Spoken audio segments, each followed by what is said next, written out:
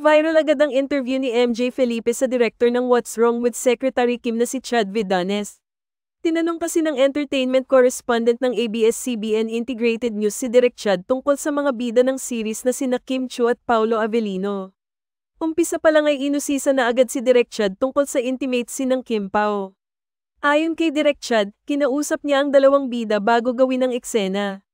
Tinanong ko saan sila comfortable and as much as possible ayun nga, na parang andoon na kasi kami sa point ng characters na kung saan hindi na makapagpigil. They were both madly in love with each other, pahayag ni Direk Chad. Pero ang nagpakilig sa Kim Pao fans ay ang revelasyon ni Direk Chad na nag-aantayan ng dalawa na matapos ang taping ng isa't isa para sabay silang umuwi.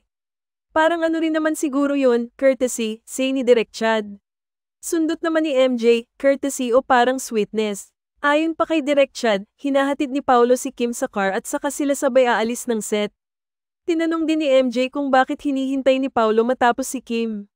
Sagot ni Direk Chad, as a gentleman yang si Paolo. Kudos talaga, sobrang gentleman niya. Dagdag niya pa, si Kim din naman, kapag alam niyang konti na lang yung kukunan namin, she waits for Paolo. Ano ang say niyo sa balitang ito?